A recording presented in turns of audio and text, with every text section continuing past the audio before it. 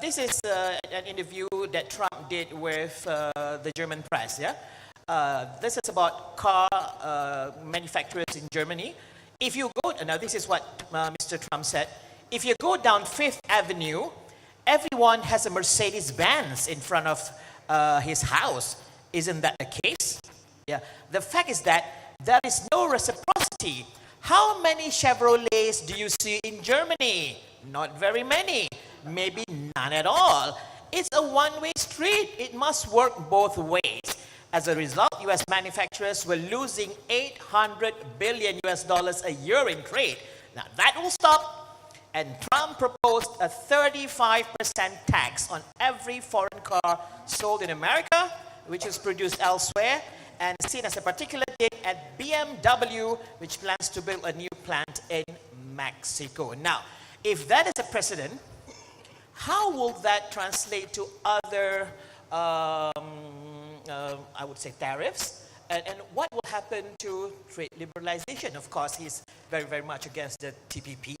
Yeah. So what will happen to Malaysian businesses, people exporting to America, and competitiveness of American businesses? And will we be buying, at the end of the day, a much more expensive American product and also services? How do you see this going, basically? Any one of you? I'll make a fatuous remark here. It seems my proper role.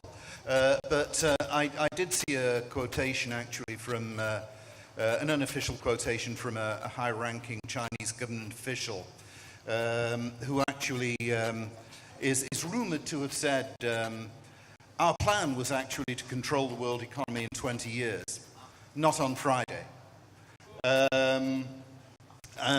So I don't know, that may be the way that things go. But certainly, it's not just been noise about the, the German cars. His appointment to commerce is also a steel magnate who now wants to put 35% tariffs on Chinese steel. So there's a lot of talk. There is a lot of talk about America becoming, let's say, economically isolationist. But is it just talk? Because something like NAFTA actually does have some sort of legal status. They don't have to join the TPP, and indeed it's worth remembering that Hillary Clinton was against the TPP as well. So, that's not something we can just pin on Trump. But it's questionable how far he will actually be able to do this, in the sense that there are linkages, there are trade deals that to some degree he's bound by. And he does have this Republican majority in Congress, and many of them will probably feel a little bit worried about, should we go against Trump immediately in terms of putting down free trade? It's very questionable. I think a part of his promise to the American people was actually to bring jobs back to America. And on the face of it, tariffs and protectionism seems like a part of that. As many economists are pointing out, that actually could lead to a sting in the tail, because when you protect yourself, it evokes a response in others as well.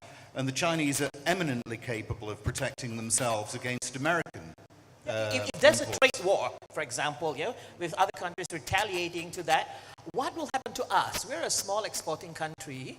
Yeah, when there's a trade war, when America goes very protectionist, with tariffs and all that, what will happen to us?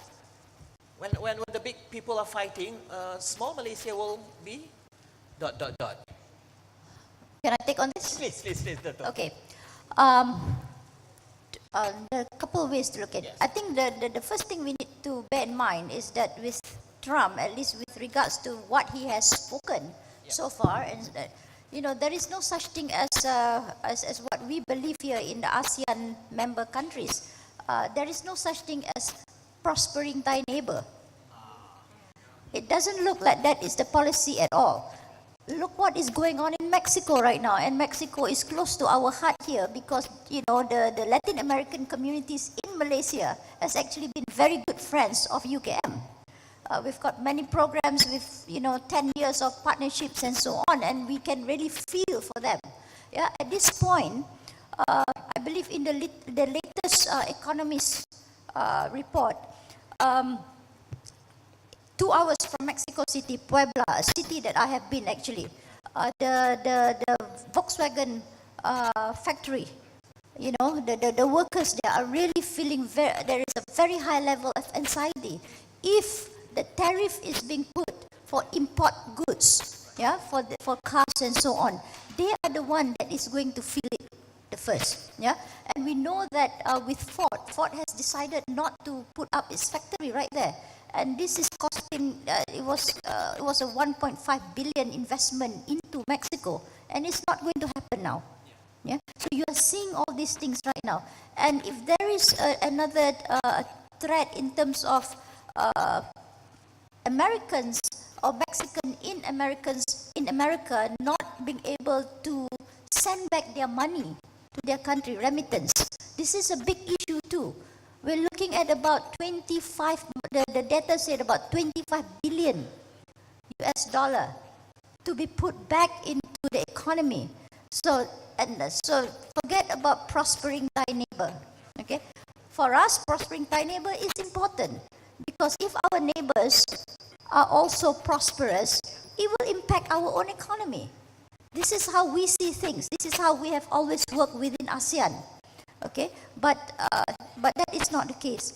So if the US decided to pay less attention to Southeast Asia, that actually may present other opportunities for us, in dealing within the ASEAN community itself and with other neighbors, including China.